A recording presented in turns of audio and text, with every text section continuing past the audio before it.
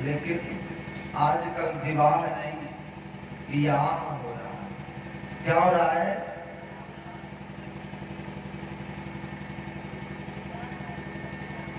विवाह किसे कहते हैं? विवाह कहते हैं जिसको करने के बाद लड़की वाला और लड़का वाला दोनों वाह वाह कहें।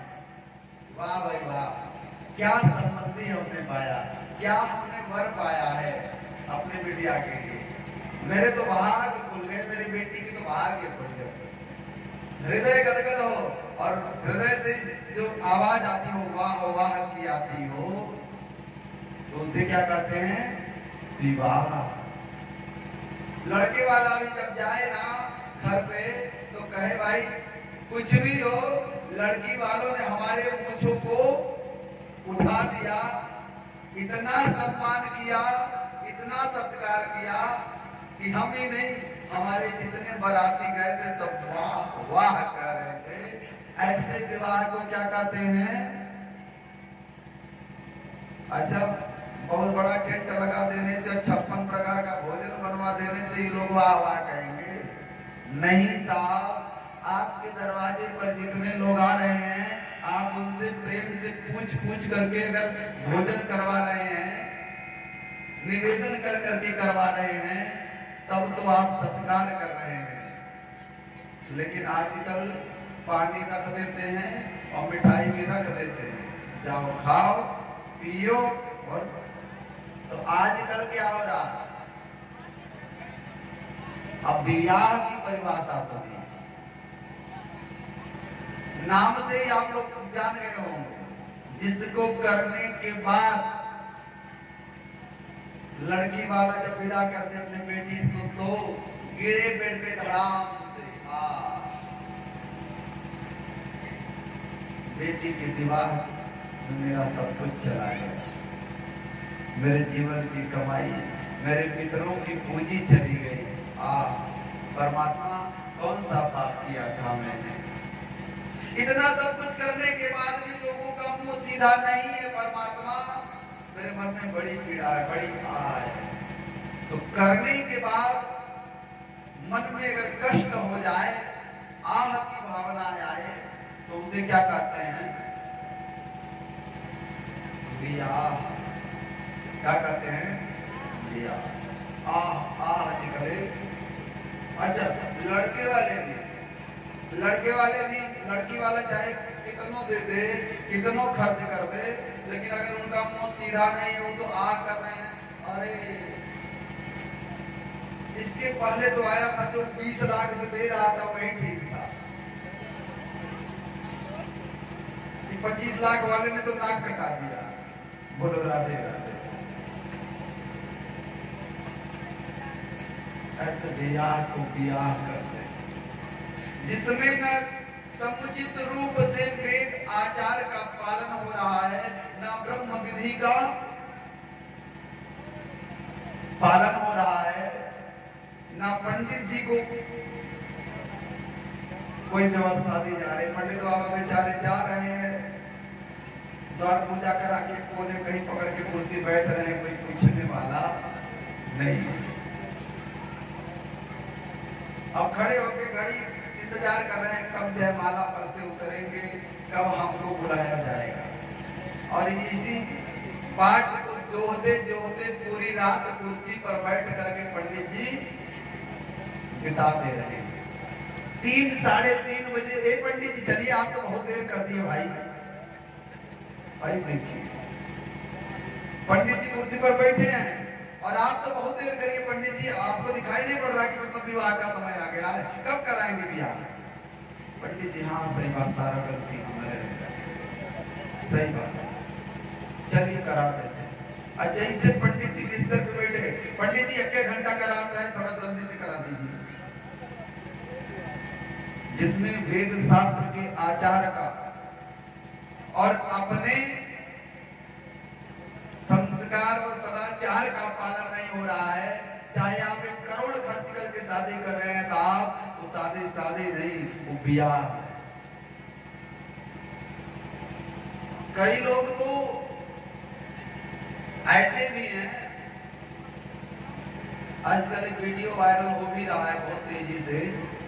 पंडित जी जब विवाह हुआ करा करके खूब बढ़िया आशीर्वाद दे करके कहते हैं, अच्छा जजमान अब संपन्न हुआ तो हमारा विदाई करिए, हम चले।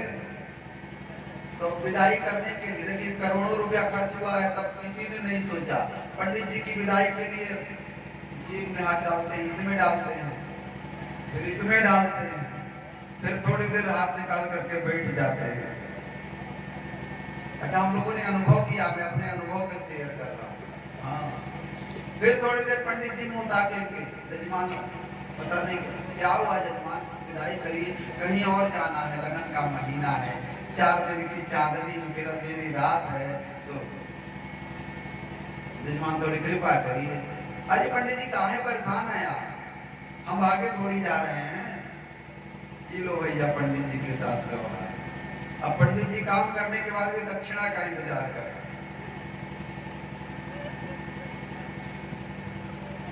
हाय रे समाज। अब आप विचार करो कि वो ब्राह्मण कितना संतोषी होगा, चुप मार के बैठा रहता है, और जब विदाई होती है तो पंडित जी को कितना दिया जाए, वो 8 लोगों से पूछा जाता है, एक कितना दिया जाए, वो पंडित जी का क्या रेट बनता है, इस समय क्या चल रहा है। तो 8 लोग कहे, कोई कहेगा 500 दे दीजिए, कोई कहेगा नहीं नहीं समाज के हिसाब से 1100 कर दीजिए, इससे ज्यादा नहीं। और उड़ करके 1100 तो मैंने कुछ एक लोग निकालते हैं पर 500 रुपए से शुरू होता है। और पंडित जी रात भर इसे गाल के हाथ रख करके इंतजार किए। हाँ, पंडित जी कहे, अरे जजमान, जुग जमाना के अनुसार बड़ी महंगाई है, इसी से परिवार चलता है, दूसरा कोई रोजी नहीं है, थोड़ा सोच समझ करके। पंडित जी कोई कुदाल थोड़ी चलाए हैं आप, हर थोड़ी जोते हैं हमारा। भाई देखिए पंडित जी के वेद मंत्र का मोल उदार और हल से किया जा रहा है।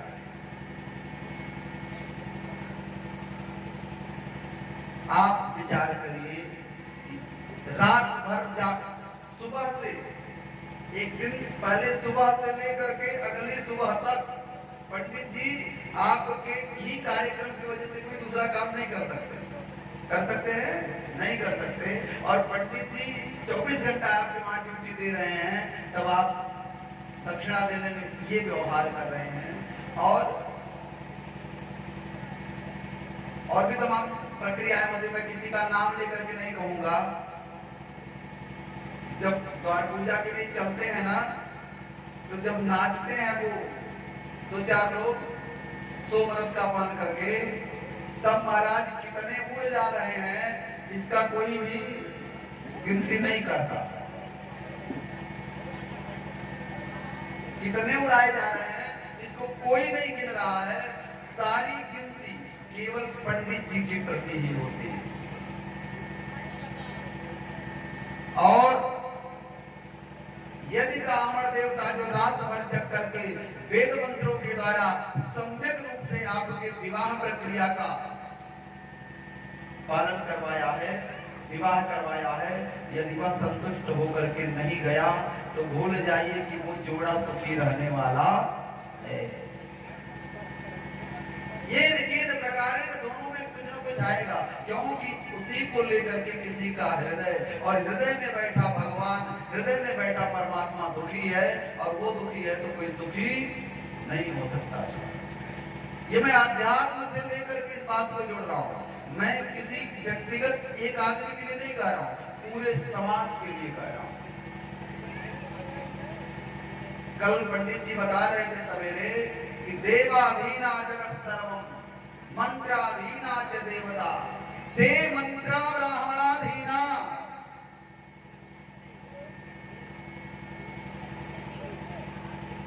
अगर यहां से वेद मंत्र नहीं निकला, उस मंत्र से आशीष नहीं निकला, तो अपने आप को देने वाले नहीं है।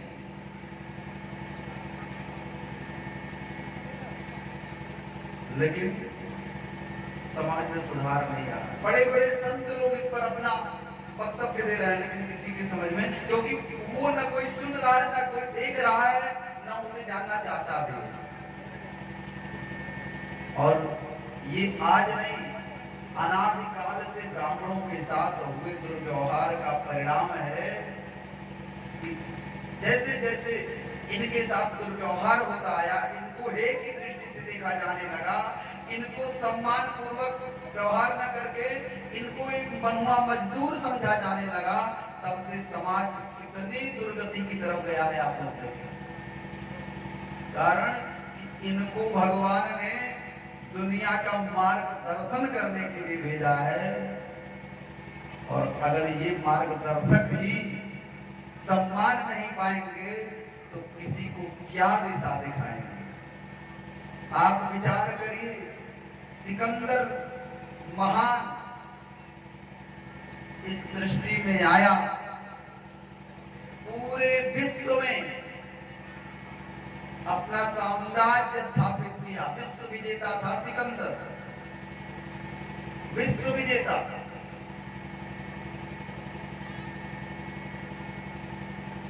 लेकिन वह भी जब जाने लगा, तो उसकी मृत्यु होने लगी, तो एक संत से उसने प्रेरणा पाई थी। उसने अपने लोगों से कहा कि जो ताबूत मेरे लिए बनाना, उस ताबूत में 2 छेद बनवाना, और दोनों छेदों के रास्ते मेरे हाथ को बाहर निकाल देना, जिससे इस दुनिया को पता लगे कि जब सिकंदर महान जैसा विश्व विजेता इस संसार से कुछ लेकर गया नहीं जा रहा है, तो कोई और लेकर जा भी नहीं सकता है।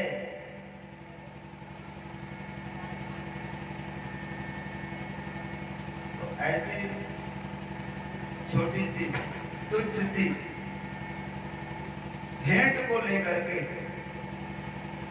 किसी का दिल ना दुखाया जाए, किसी ब्राह्मण का दिल नहीं दुखाया जाए। विचार करिए ना, आज अगर कृष्ण और रुक्मिणी का विवाह हुआ है तो उसमें भी किसी ब्राह्मण की भूमिका है। यदि वो संदेश लेकर नहीं जाते, यदि वो गोविंद को लेकर नहीं आते, तो शायद आज दशा और दिशा कुछ और होती ना भाई। रुक्मिणी ने क्या कहा था? यदि नहीं होगा श्याम सुंदर तो प्राण त्याग दूंगी, लेकिन किसी और को वरण नहीं करूंगी। ऐसे देखने में लग रहा है कि साहब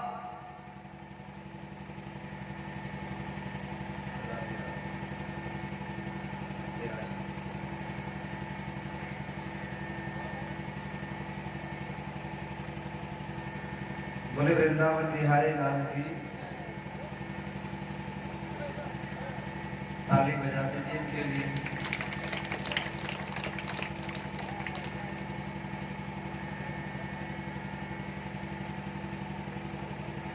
इसलिए एक बार हम सभी लोग अपने आचार्य जी के लिए आज जोर से जय जयकार करेंगे।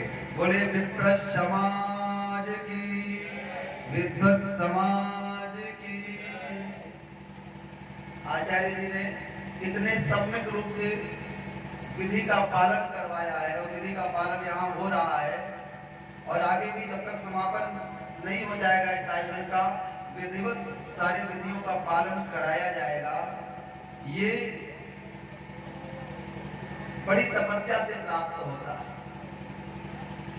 कभी भी दिमाग में मत रखिएगा कि हम पंडित जी को मोल दे रहे हैं, हम जो पंडित जी ने कराया उसके पीछे आपने कुछ नहीं दिया, ये भाव सोच करके अगर आपने दिया तो आपका दान सार्थक है।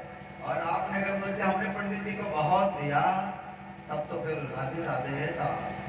आप लाख दीजिए, लेकिन ये सोचिए कि हमने कुछ दिया ही नहीं, भाव ऐसा होना चाहिए। और पंडित जी भी अगर पाए ना, तो ये ना सोचे कि हमको कम मिला है, पंडित जी भी सोचे बहुधेयम चाहते। क्यों? क्योंकि जहां तक मैंने सुना है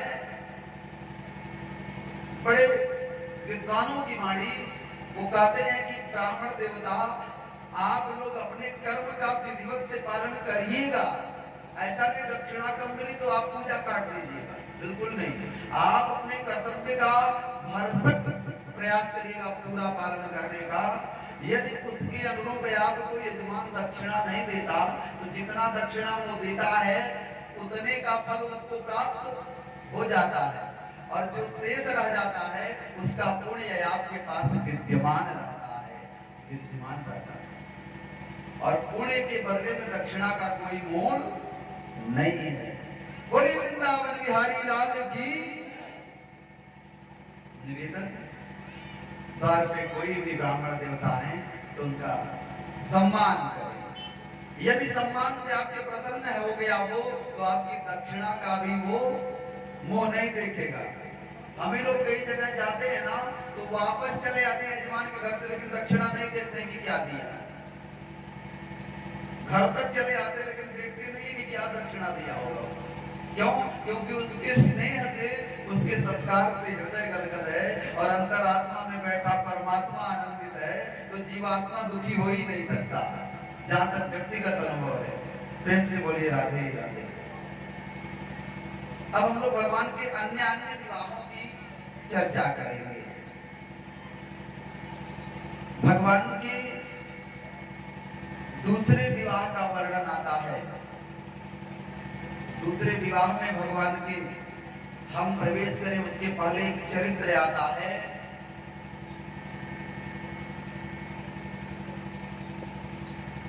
सत्राजित नाम का एक पात्र है द्वारिका में।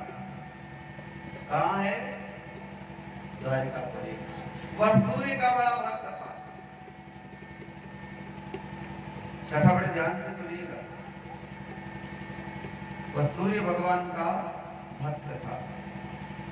सूर्य भगवान उसकी भक्ति से प्रसन्न होकर के उसे एक मणि भेंट में दे देते, मणि देते। उस मणि का नाम है श्यमंतक मणि। क्या नाम है? श्यमंतक मणि। वो तो अस्मंतक मणि भी कर देते, श्यमंतक मणि नाम है।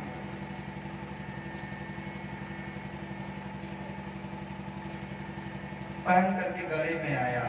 अच्छा, श्यमंतक मणि का जो प्रभाव है ऐसा जैसे कि साक्षात सूर्य ही चमक रहा है, इतनी चमक है उसमें।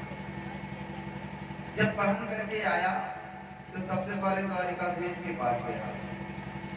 द्वारिकाधीश जी ने कहा,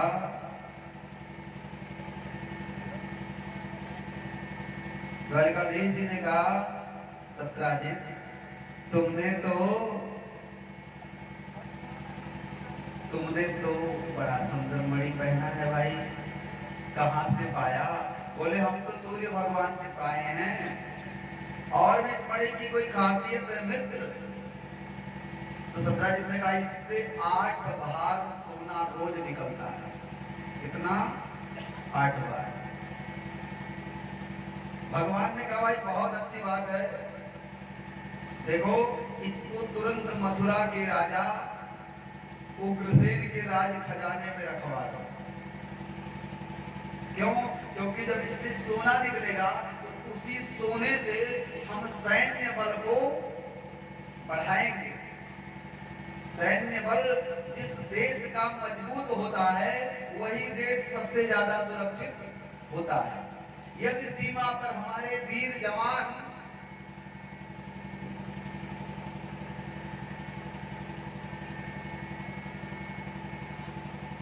अस्त्र शस्त्र से सुसज्जित होकर के और सीमा की रखवाली ना करें, उनके पास युद्ध के तमाम संसाधन ना हो, तो भाई कोई भी देश आकर के चढ़ाई करके कब्जा करके अपना ले, गुलाम बना ले। आज यदि हम इस भारत देश में सुरक्षित हैं और चैनो अमन से अपनी जिंदगी काट ले रहे हैं, तो यह हमारे उन्हीं देश के वीर सिपाहियों की ही बदौलत है।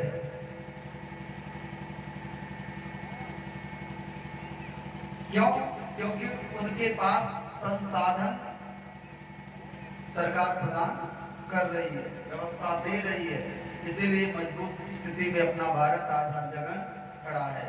कोई भी देश नजर उठाने से पहले बात सोच रहा है, कुछ भी हो इसका कारण यही है कि सैन्य बल की तरफ गवर्नमेंट अपना ध्यान दे रही है, संसाधनों को जुटा रही है, पुराने को नया कर रही है, अपडेट कर रही है। वो न्यूज आप लोग देखते होंगे तो आए दिन कोई ना कोई संसाधन मंगाया जा रहा है, विदेशों से लाया जा रहा है। सो सत्राजित, यदि धन रहेगा अपने देश में, अपने मथुरा में धन रहेगा तो सैन्य बल को बढ़ाएंगे। इसी सैन्य बल की बदौलत हमारी मथुरा को कोई बाल बांका नहीं कर सकेगा। और यह हर प्रजा का, हर प्राणी का कर्तव्य है कि वह अपने देश को एक मजबूत स्थिति की तरफ लेकर के चले। ठीक है, बहुत अच्छा है। और संयोग से गवर्नमेंट ने ऐसी व्यवस्था बना दी है कि अनजाने में ही सही हम लोग अपने देश को कुछ न कुछ रोज दान कर रहे हैं।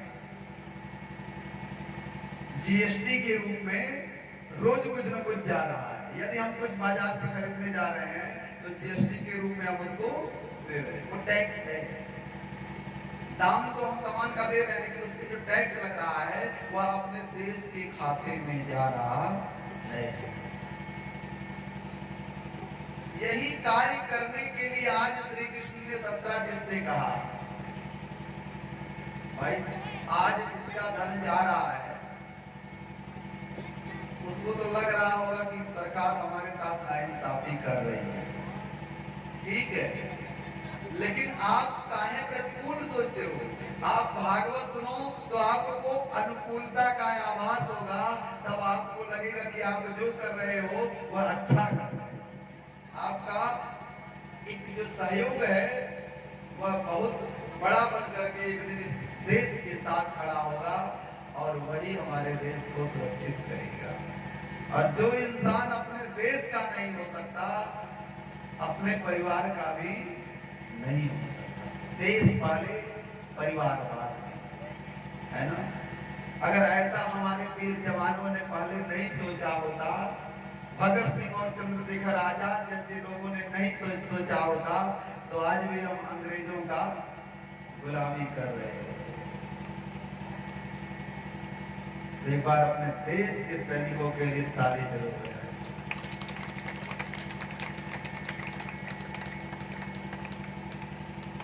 बोले भक्त वत्सल भगवान की। लेकिन सत्राजित उन्हीं में से है जो आज भी उंगली उठाते हैं, उन्हीं में से सत्राजित। हाँ, इतनी मेहनत से हमने पाया तो हम काहे देते, हम नहीं देंगे। भगवान ने कहा, जानते हो जिसको जिस चीज की जरूरत नहीं होती, अगर वह चीज उसके पास है तो दुख देता है। और जहां तक मुझे लगता है सत्राजित, इसकी आवश्यकता तुमको नहीं, इसको अपने से दूर जितना जल्दी कर दोगे सुखी रहोगे। नहीं माना, ले जाकर के अपने भाई को पहना दिया, लेकिन राज खजाने में जमा नहीं कराया। भाई प्रसेनजित, अब देखिए ये स्यमंतक मणि की कहानी लीला दोनों देखिएगा। जैसे भाई के गले में पड़ा, भाई तो रोज दिन में शिकार खेलने जाता था, आज सोच रहा कि मणि इतनी चमक रही है तो रात में भी उजाला कर देगा, तो अब आज से रात में शिकार खेलने जाए। रात में शिकार खेलने चला गया।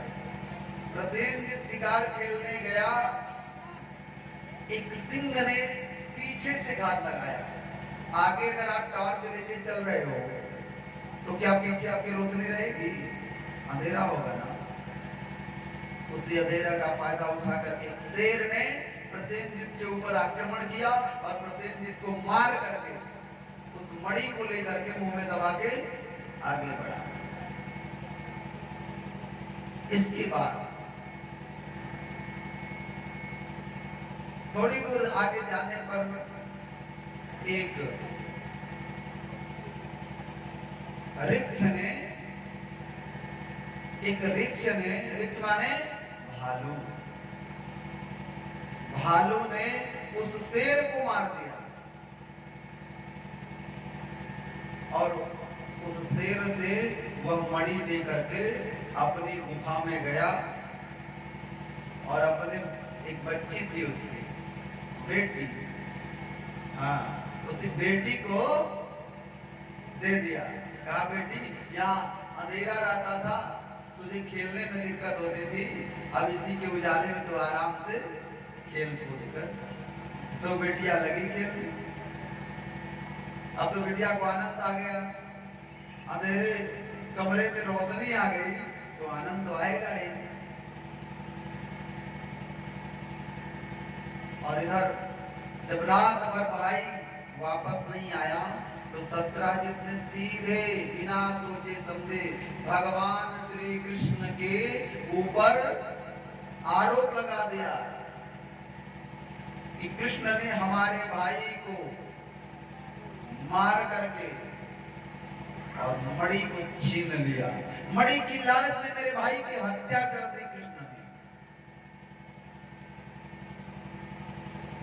हल्ला हो गया। अब तो धीरे धीरे कुछ कानों पूरे नगर में खबर फैल गई। अच्छा, जिसके ऊपर अभी आरोप लगा उसको पता नहीं और पूरा नगर जान गया। होता यही है, यही होता है। जो उसका मुख्य पात्र होता उसको पता नहीं होता कि उसने किया क्या, और पूरा नगर जान जाता कि फलाने ही काम किए। भगवान को जब बाद में सूचना मिली तब भगवान से वहां के जो बड़े बुजुर्ग थे जैसे वसुदेव आदि पिता इत्यादि, मथुरा के जो राजाओं कृष्ण है, उनको भी जब पता चला तो वही सबको लगा कि कृष्ण तो ऐसा नहीं कर सकते। कौन नहीं जानता कृष्ण को ऐसा नहीं कर सकते। तो सब लोग आए और सबने कृष्ण से प्रश्न किया, द्वारिकाधीश क्या आपने ऐसा किया? बोले क्या लगता है आप लोगों को हमने किया? ये तो कभी विश्वास नहीं हो सकता कि आप ऐसा करें। गोविंद ने कहा सर हिला करके, ना तो मैंने ऐसा कुछ नहीं किया, लेकिन विधि का विधान है, आज कलंक लगना था तो लग गया। प्रसेनजीत के भाई सत्राजित को बुलाया गया। भगवान कृष्ण ने कहा देखो सत्राजित, मैंने तो राज्य की भलाई के लिए तुमसे जो कहा था वो कहा था, उसमें मेरा कोई निजी स्वार्थ नहीं था। मैं द्वारिका में मणि रहती, मथुरा में रहने से मुझे क्या लाभ मिला? लेकिन अब तुम ऐसा कह रहे हो तो मैं प्रतिज्ञा करके जाता हूँ कि वापस आऊंगा तो मणि लेकर के आऊंगा, अन्यथा कभी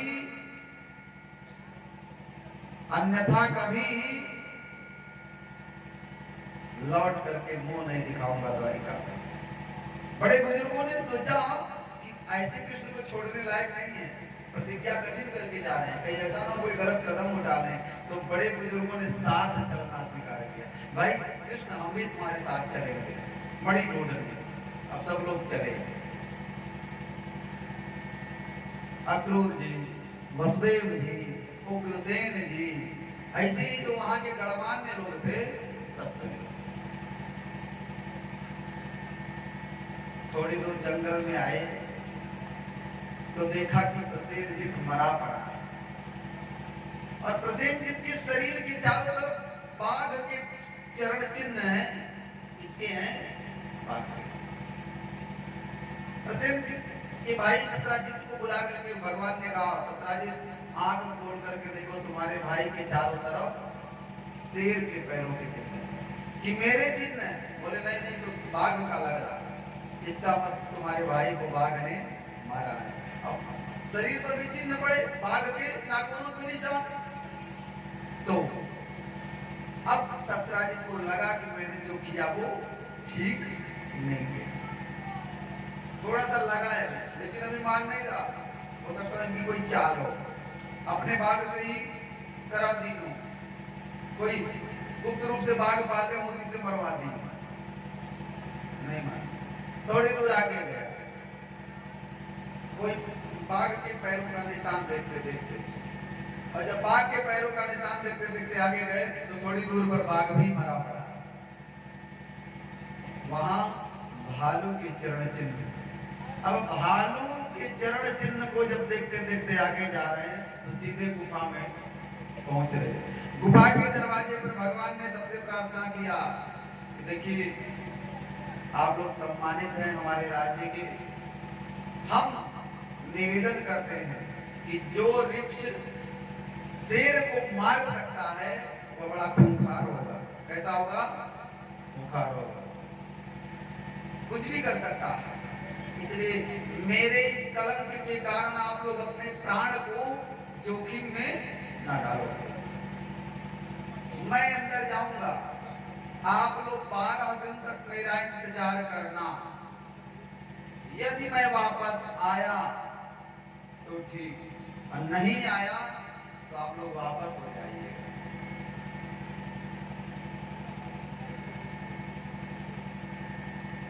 ठीक है कहकर सब रुके।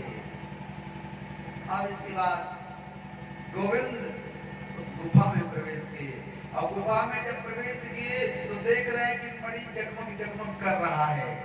भगवान ने कहा, ओ तो मेरा जो कलंकी मणि है वो यहाँ है। भगवान सोचे कि चले मणि उठा ले। इतने में जो बिटिया थी वह दौड़ करके पिता के पास गई और पिता को बुला के ले, कोई आया है, कोई अनजान, कोई स्ट्रेंजर आया है, कोई अनजान आदमी आया है। आए, पिता का नाम है क्या? क्या नाम है? जाम्बवान। क्या नाम है? जाम्बवान। जामवंत भी अपनी जगह ठीक ही है, हाँ ठीक है, क्योंकि रामावतार में वो जामवंत थे और कृष्णावतार में जाम्बवान थे। तो आप लोग ठीक है अपनी जगह, कोई इसमें संदेह करने की जरूरत नहीं कि नहीं हम गलत हो गए, सही है। जाम्बवान ने कहा, आप कौन? बोले देखिए, परिचय तो अभी देने लेने का समय है नहीं साहब। ऋक्षराज, आप एक काम करिए, मणि हमको दीजिए। मणि के लिए हम आए हैं, क्योंकि इस मणि के नाते मुझे बहुत बड़ा कलंक लगा, मेरे ऊपर हत्या का आरोप लगा है। ये मणि मुझे वापस कर दीजिए, दे दो। ऋक्षराज ने कहा, मैं बाघ को उससे लड़ करके, उसको हरा करके, उसको मार करके लाया हूं, इतनी आसानी से तो नहीं दे सकता भाई। भगवान ने कहा, देखिए आसानी हो चाहे कठिनता हो, मुझे फर्क नहीं पड़ेगा, मणि लेने आया हूं तो मणि लेके जाऊंगा। ऋक्षराज ने कहा, आपको इतना घमंड है तो आइए हमसे युद्ध करिए, लड़ लीजिए, परास्त करके ले जाइए। भगवान तुरंत कूद पड़े और भीषण युद्ध छिड़ गया कृष्ण और जाम्बवान के बीच में। 28 दिन तक लड़ते रह गए जाम्बवान भगवान श्री कृष्ण से। कोई भरोसा कर सकता है? कोई साधारण जीव लड़ सकता है भगवान कृष्ण से इतने दिन तक? ये कोई न कोई भगवान का भक्त ही होगा जो उनसे 28 दिन तक उनका सामना कर सकता है। अरे साहब, कौरव जैसी सेना भी 18 दिन में खत्म हो गई थी, जो सागर के समान थे, और भगवान ने हाथ भी नहीं उठाया। तभी यहां तो चल रहा है, मल्ल युद्ध चल रहा है, धोबी पछाड़ चल रहा है, सब कुछ चल रहा है, सारे दांव लगाए जा रहे हैं। 28 दिन तक कुछ नहीं हुआ। भगवान सोच रहे हैं कि तो समझ ही नहीं रहे। अरे भाई, इनका सामना जो 28 दिन तक कर ले वो भी कोई साधारण नहीं हो सकता। बहुत बलवान थे जाम्बवान जी। क्यों? क्योंकि बल के साथ साथ इनके अंदर बुद्धि भी था। रामावतार में जहां जहां बुद्धि लगाना हुआ है वहां जाम्बवान जी का प्रयोग किया गया है, बुद्धि के साथ बल, इसलिए बलवान ज्यादा थे। तो भगवान ने सोचा कि अब थोड़ा सा तो इनको प्रसाद देना चाहिए। भगवान ने एक मौका जाम्बवान के पीठ पर मारा, और भी बहुत तेज से नहीं मारा है। भगवान जिसको मुका मारने फिर वो दोबारा उठ नहीं सकता था, उन्होंने जैसे फूल से मार दिया हो ऐसे मारे, और जाम्बवान की एक एक हड्डी का जो अकड़न था सब ठीक हो गया, सारी हड्डियां दुरुस्त हो गई। जाम्बवान तुरंत पैरों पर पकड़ लिए, प्रभु मैं जान गया कि आप मेरे भगवान हो, आप मेरे राम हो। बोले नहीं मैं कृष्ण हूं, मैं द्वारिकाधीश हूं। कहे हमको पता है, हमको आपका वचन याद है, मुझे मालूम है कि आप मेरा परीक्षा लेने के लिए इस रूप में खड़े हैं, लेकिन ये रूप तो मैंने देख लिया, अब मुझे अपने इष्ट देव का रूप देखना है, मुझे मेरे राम का रूप देखना है। अर्थ चाहिए ना धर्म काम चाहिए, अर्थ चाहिए ना धर्म काम चाहिए। हरि कौशल्या कुमार मुझे राम चाहिए, कौशल्या कुमार मुझे राम चाहिए, कौशल्या कुमार मुझे राम चाहिए, कौशल्या कुमार मुझे राम चाहिए। अर्थ चाहिए ना धर्म काम चाहिए,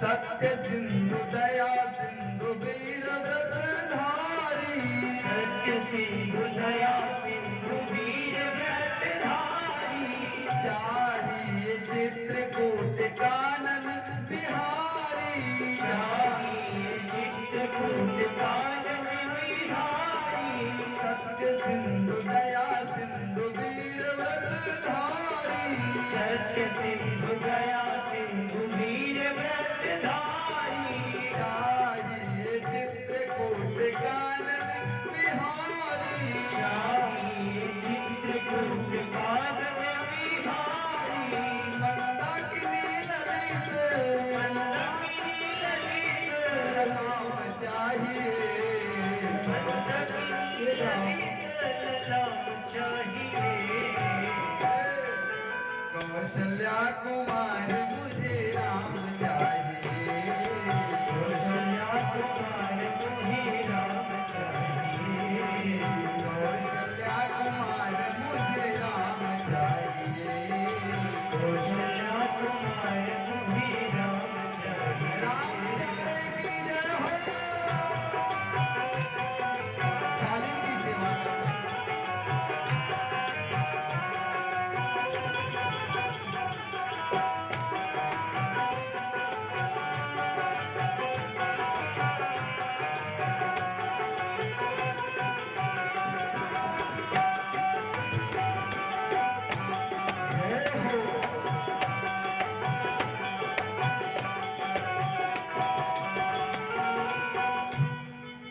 कोटि मन मथा भी राम राम मुझे चाहिए, कोटि मन राम मुझे राम मुझे चाहिए, लोक लोचना भी राम राम मुझे चाहिए, लोक लोचना भी राम राम मुझे चाहिए, कोटि मन मथा भी राम राम मुझे चाहिए, कोटि मन मथा भी राम राम मुझे चाहिए, लोक लोचना भी राम राम मुझे चाहिए, लोक लोचना भी राम राम मुझे चाहिए, गिरधर गीत हो, गिरधर गीत सीता भी राम चाहिए, गिरधर गीत सीता भी राम चाहिए, कौशल्या कुमार मुझे राम चाहिए, कौशल्या कुमार मुझे राम चाहिए,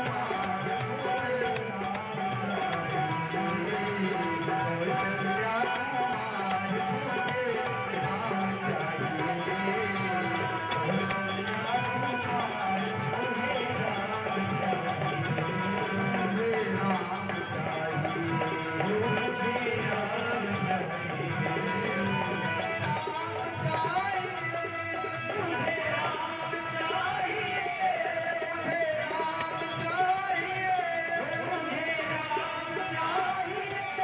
चाहिए, कौशल्या कुमार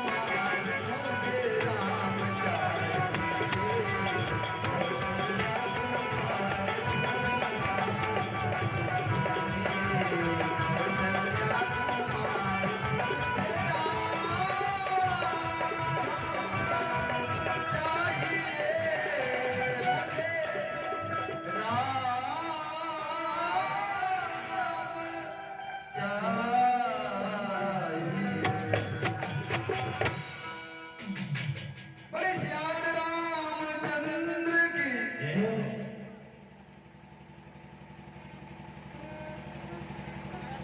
मांगा भी तो क्या मांगा, बस मुझे वही चाहिए जो मेरे नैनों में बसे, उस रूप को देखे जमाना हो गया, युग बीत गया, ठाकुर दिखा दो आज मेरे वही कृष्ण जो सुदर्शन चक्रधारी हैं, धनुषधारी के रूप में प्रकट होकर के जाम्बवान जी के आंखों को आनंद प्रदान किया है। इसे कहते हैं भक्त वत्सलता। इसीलिए साहब मैं गाता हूं और बड़े बड़े संत भी गाते हैं कि राम कृष्ण दो एक हैं, अरे अंतर नहीं